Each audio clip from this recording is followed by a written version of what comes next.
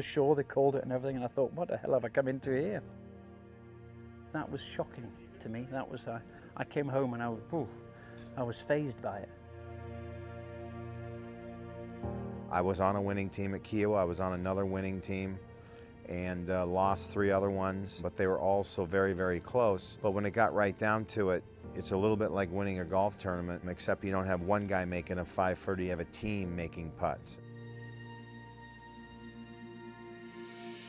The slogan, "War at the Shore," I think I didn't like because it's a disservice to those people that were really in war, but at the same time, I think Bernhard and I had great respect for one another, and when your team members, every one of them are out there rooting their individual players on, you know there's great pride, and you just don't want to let your team down, and I thought Bernhard handled it so very, very well. He was such a gentleman about the whole thing, and I actually came to Germany the next week and won. It didn't affect him too much, did it?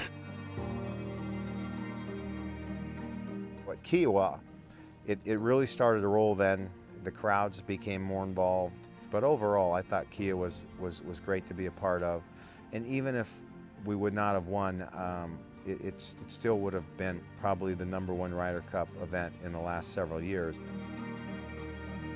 His game, I thought at the time, favored the closing holes, the outgoing holes, which were into the wind. Bernhard's ball flight was a little different than mine. I felt like if I've got to play those holes even with him, when we make the turn to come downwind, then I've got to play my game.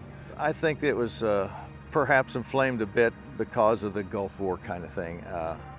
And frankly, when we're playing separately, we're all great friends. When we play Ryder Cup, the other team becomes the enemy. But once over, it's done. But it was a bit inflamed, I think, by the media and the war at the shore nomenclature I didn't like.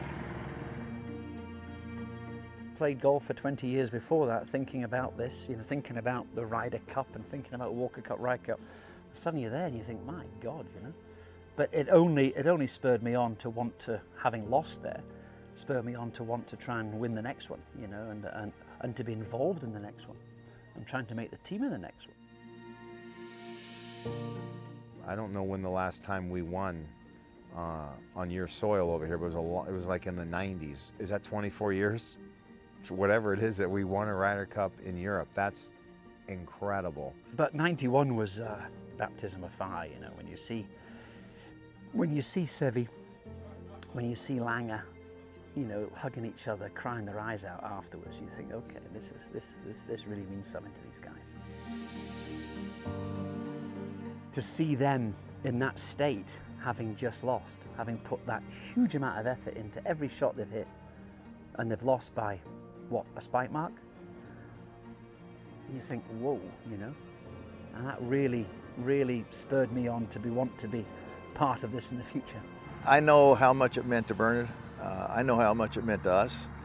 And for that to come down to the 6 or 7 foot putt on the very last hole and a difficult left to right putt that he had, it was a tough one. And you always want to say, yes, I could make that. But maybe you should say, yes, I could have made that. You'll never know unless you have it.